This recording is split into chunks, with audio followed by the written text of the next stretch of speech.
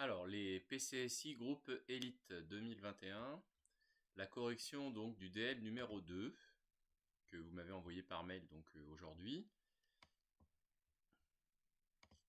Alors, on est sur un extrait de sujet de concours, encore une fois basé sur un graphe, un document, avec en ordonnée une échelle de pH, sur la double ordonnée une échelle de pourcentage d'espèces, et en abscisse donc un volume versé en millilitres. Donc on est sur une histoire de dosage. Alors, dans la solution au départ, il y a de l'acide chlorhydrique et du chlorure d'aluminium, avec les concentrations C1 et C2. Si vous avez des petits doutes sur les noms, etc., bon, quand on lit tout l'énoncé, on voit bien qu'on vous parle de l'ion Al3+, on va avoir un complexe avec les crochets ALOH4, et puis on vous demandera un KS ALOH3, donc il y aura un solide. Donc voilà, donc là on va dire que c'est vraiment un petit sujet de synthèse, où il y aura à la fois donc du solide, du complexe, du dosage, de l'acide base, voilà, donc c'est vraiment un beau sujet de synthèse des deux premiers chapitres des trois premiers chapitres qu'on a abordés ensemble, donc acide base, complexe et solubilité, donc l'apparition des solides en solution aqueuse. Donc la première question, c'est d'identifier chacune des courbes. Sur chaque portion AB, BC, CD, donc de la courbe de pH, on vous demande de préciser quelle réaction chimique est le support. Vous avez vu, il y a une erreur de frappe, c'est pas SUU, c'est un P ici qui manque, c'est pas très grave. Alors on fait un petit croquis pour illustrer donc le dosage. Donc dans le bécher, on a un volume V0 avec de l'acide chlorhydrique, donc des ions H3O+. C'est un acide fort, donc HCl ne va pas exister en solution aqueuse, ce sera directement H3O+, des ions Cl-, concentration C1. Et puis du chlorure d'aluminium, donc des ions Al3+, donc on l'invente pas, si vous hésitiez entre Al+, Al4+, c'est Al3+, c'est précisé dans l'énoncé quelque part, donc c'était bien en indice. Les ions Cl-, concentration C2, des ions Al3+. On versera effectivement donc de la soude, donc HO-, Na+, à la concentration de C de 0,1 mol par litre, un volume V, et puis j'ai pas dessiné la sonde de pH qui permet de suivre le dosage en fonction du volume V versé. Alors évidemment, la courbe numéro 1 avec A, B, B, C, etc., c'est bien la courbe de pH. Puisqu'on verse de la soude, une base forte, on augmente bien le pH au fur et à mesure qu'on verse le volume, donc c'est logique. Et puis on a bien les pourcentages d'espèces, donc on a 100% pardon, pendant un certain temps, puis après ça chute, ça passe à 0%, et l'autre espèce passe de 0 à 100%. Donc évidemment la courbe numéro 2, ce sont les ions Al3+, qui effectivement sont présents au départ, il n'y a pas de complexe au départ, et à la fin, il n'y aura plus que du complexe, donc la courbe 3, c'est le complexe. Pour la portion AB, alors pour la portion AB, il suffit de regarder qu'au début, jusqu'à à peu près 2 ml de versé, le pourcentage d'espèces L3+, il ne change pas, il est toujours à 100%. Donc ça veut dire qu'au début, sur la portion AB, les ions L3+, ne réagissent pas. Donc forcément, ce sont les ions H3O+, qui réagissent. Donc on a bien une réaction acide fort, base forte, H3O+, plus H-, qui donne 2H2O. Le pourcentage d'L3+, reste à 100%, ça ne réagit pas. Par contre, sur la portion BC, là, on voit que ça correspond exactement avec la chute des ions Al3+, donc 100% en B et 0% en C, donc sur le saut de pH qui apparaît ici. Et donc on va commencer juste après à former effectivement l'espèce 3. Donc le complexe pour l'instant sur la portion BC on n'en parle pas puisqu'il est à 0%, il ne se passe rien, on ne forme pas de complexe. Et il y a les ions L3+, qui chutent. Et il y a enfin un point anguleux en B qui est un indice important qui vous permet de repérer la formation d'une phase solide puisqu'il n'y avait pas de solide au départ. Donc en effet sur la portion BC, on est forcément sur la formation d'un solide, d'un précipité, sur la précipitation de ALOH3 solide, dont on vous parle un petit peu après. Donc Al3+, plus 3HO-. Donc pourcentage d'Al3+, qui chute, il y a un point anguleux en B, donc formation d'un solide. Et enfin sur la dernière portion CD, là on constate que c'est le complexe qui passe de 0% donc, à 100%, donc c'est clairement la formation du complexe. Les Al3+, sont à 0%. Donc on va avoir ce qu'on appelle une réaction de formation d'un complexe. Alors formation à partir du solide, donc ALOH3 plus HO-, qui va se dissoudre, donc le solide va se dissoudre par complexation. Donc on va modifier la solubilité du solide par complexation, on a vu ça en cours. Le pourcentage d'OL3+, reste à 0%, le pourcentage du complexe, il augmente. Donc voilà les trois réactions support du dosage. Donc en fait ici il y a 3 dosages, 3 réactions de dosage, mais 3 réactions de nature différente. Donc ici acido-basique, ici donc précipitation, formation d'un solide, et ici donc formation d'un complexe. Donc on peut parler de solubilité d'un solide par formation d'un complexe. C'est pas une formation globale d'un complexe, hein, pas à partir du cation métallique. On vous demande ensuite de déterminer C1 et C2, donc on va étudier les deux sauts de pH qui apparaissent nettement. Donc la première réaction, H3O+, plus H- qui donne 2 H2O, donc à T égale 0, donc V égale 0 ml, C1 V0 mol d'H3O+, CV mol d'H- versé, bon H2O c'est en excès.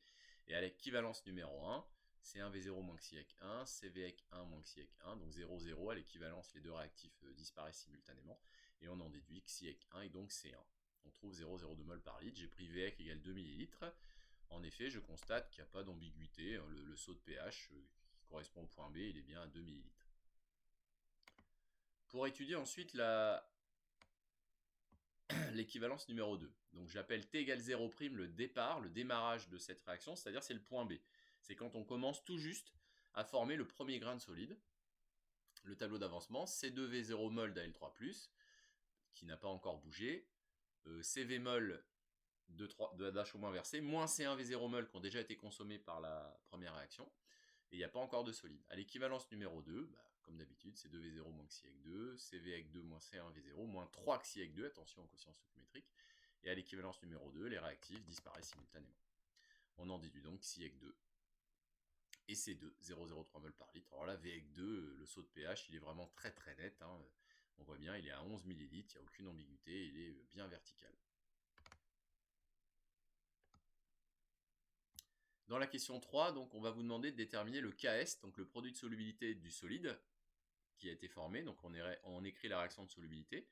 Donc ALOH3 solide qui donne L3+, plus 3HO-. On exprime donc le KS, qu'on a le droit d'utiliser lorsqu'il y a saturation, donc lorsqu'il y a les trois espèces à l'équilibre, donc le solide et les deux ions. Donc on voit bien qu'au point B c'est le cas, hein, on est à la limite de saturation, donc on forme le premier petit grain à peine visible du solide, donc on a le droit d'utiliser le KS. Simplement, au point B, ce qui est intéressant, c'est que la concentration en L3+, qu'on pourrait appeler la concentration de travail, c'est C2V0 sur V0 plus V avec 1. Le nombre de moles d'L3+, C2V0 mol, il n'a pas bougé. Par contre, attention, il y a eu une petite dilution, donc le volume total, c'est V0 plus V avec 1. La concentration d'H au moins, on va l'obtenir grâce au produit unique de l'eau, puisque KE, c'est H au moins fois H3O+, sur C0 carré. Et H3O+, c'est 10 moins pH. Pardon, ici j'ai fait une erreur.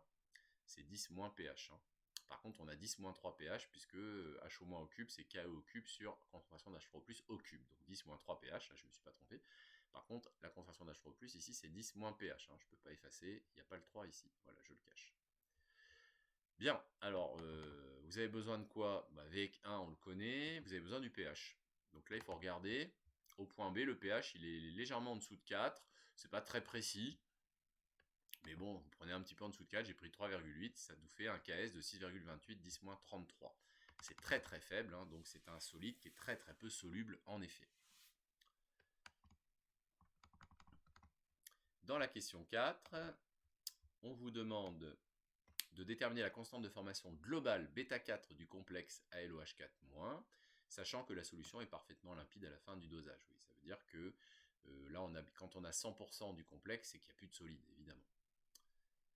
Alors pour cela, moi je me suis placé effectivement, alors on aurait dû observer un point anguleux au point D, c'est-à-dire la disparition de la phase solide normalement fait apparaître un point anguleux. Mais là le point anguleux n'est pas très net, d'ailleurs le saut de pH est vraiment très faiblard, hein, il faudra l'expliquer. En tout cas je me suis placé à ce point anguleux là, hein, qui correspond effectivement à la disparition de la phase solide, donc à 100% du complexe. Donc le point anguleux qui est ici, mais c'est vrai que sur la courbe de pH, le point anguleux n'apparaît pas très nettement. Mais je me suis placé dans cette situation-là. Alors on voit que ça fait à peu près un volume de 14 ml, mais c'est pas très précis. Alors moi je vous propose de le déterminer précisément. Donc la dernière réaction support de dosage, donc ALOH3 solide plus H- qui donne le complexe.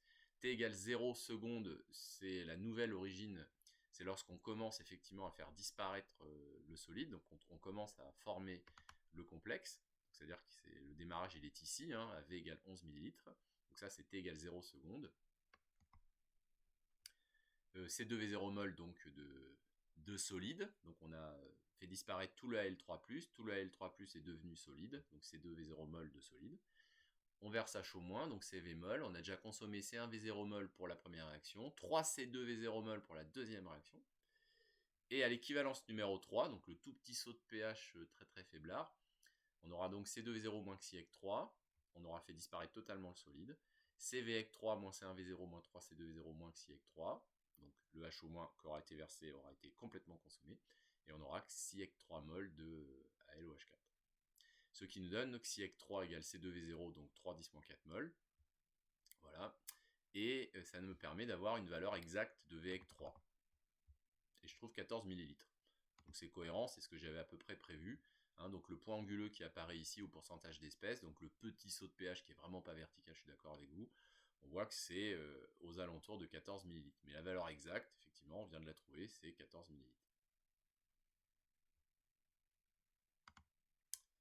Je vais pouvoir donc m'en servir pour trouver le bêta 4.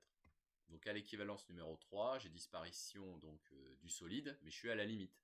C'est-à-dire que je suis au point anguleux, c'est-à-dire que j'ai encore un petit grain de solide qui est en train de disparaître. La réaction de formation globale du complexe, Al3+, plus 4H- donne à LOH4-, le bêta 4. Et là, donc, je me permets de remplacer Al3+, fois H- au cube par KS, puisque je me permets de me placer dans une situation où il y a encore un tout petit peu de solide, donc j'ai encore le droit d'utiliser le KS. Donc la concentration d'Al3+, fois H- cube, c'est encore égal au KS. Alors vous avez compris pourquoi, hein, l'intérêt. C'est que bêta 4 c'est donc égal à la concentration d'ALOH4-, donc le nombre de moles, donc C2V0 mol, puisque ça y est, j'ai 100% de LOH4, sur le volume V0 plus VEC3, j'ai la valeur de VEC3 précise, fois 1 sur KS, et pour H au moins, bah, KE sur H3+, et H3+, 10 moins pH. Et on voit bien que le pH il vaut 11. Voilà, j'ai pris pH égale 11 pour 14 ml versés, j'ai bien un pH égal à 11. Ce qui me donne donc pour bêta 4, bon, 1,99, 2 10 puissance 33, si vous voulez, en arrondissant, ça n'a pas d'importance. Donc là, par contre, c'est énorme. La formation du complexe, elle est très favorisée, elle est effectivement totale. Alors la dernière question, on vous demande en fait juste de justifier qu'on a bien des réactions successives en comparant les constantes d'équilibre. Alors attention, le piège, c'est que pour comparer des réactions chimiques ayant un réactif en commun, il faut que dans l'écriture de la réaction chimique, il faut qu'on ait le même coefficient stoichiométrique. Donc on vous demande de mettre 1 pour H au moins. Donc la première réaction, on la laisse telle quelle. Le K01, c'est donc 1 sur KE 10 puissance 14. Donc c'est bien une réaction totale avec un saut de pH, on le voit bien. La deuxième réaction, il faut la diviser par 3 pour avoir un coefficient stoichiométrique de 1 pour H au moins. Donc K02, ça fait donc 1 sur KS puissance 1 tiers. Racine cubique, si vous préférez. Donc ça fait 5,4 10 puissance 10, donc c'est bien une réaction totale, il y a un beau saut de pH. Et on n'a pas, si on fait K01 sur K02, je suis d'accord, ça ne fait pas quelque chose de plus grand que 10 puissance 4. Mais là, on vous demande d'interpréter. Donc on voit bien que les deux sauts de pH sont bien séparés, donc c'est bien successif. On va considérer que K01 sur K02, c'est suffisamment grand pour séparer effectivement ces deux réactions. Par contre, pour la dernière, ALOH3 solide plus H au moins qui donne le complexe, donc K03, je l'ai exprimé, j'ai multiplié par H au moins au cube fois L3 plus en haut et en bas, et on constate que c'est donc KS fois bêta 4. Donc il y a une valeur intrinsèque qui vaut KS fois bêta 4, donc 12,56. Alors évidemment, ça, c'est pas très grand. Donc le saut de pH, il est très peu visible, en effet. Hein, on voit que c'est un saut de pH qui est vraiment très peu vertical. Mais c'est quand même successif au premier et au deuxième. Donc on a bien 3 sauts de pH successifs, même si le troisième est très très faible, très limite visible, puisque en fait c'est la valeur de K03 qui est très faible. Mais en tout cas, on a bien donc 3 réactions successives, la 1, puis la 2, puis la 3. Et la 3 qui est vraiment pas très visible. Voilà. Donc voilà pour ce petit sujet de synthèse. Alors, le lundi, que je ne dise pas de bêtises, le lundi de la rentrée des vacances de Pâques, les nouvelles vacances de Pâques, vous êtes encore en distanciel a priori, mais j'attends la confirmation. Donc vous aurez là par contre un cours en vidéo YouTube en distanciel ou en présentiel si on peut venir, il n'y a pas de souci. Et si c'est en présentiel, donc vous aurez l'interro qui était prévu. Si c'est en distanciel, l'interro on la fera la semaine d'après en présentiel. Ok, donc le lundi de la rentrée, si on est en présentiel, vous aurez l'interro qui était prévu donc sur le thème du DL que je viens de vous corriger en vidéo YouTube. Et si c'est en distanciel, on ne fera pas l'interro en distanciel, je préfère qu'on la fasse la semaine d'après en présentiel. Même chose, la semaine de la rentrée, si elle est en présentiel, vous aurez la colle de chimie qui était prévue, donc je vous passerai bien sûr sur Pronote le planning. Et par contre, si c'est en distanciel, la colle on la fera en présentiel la semaine d'après. Voilà, je vous tiens au courant. Bon courage.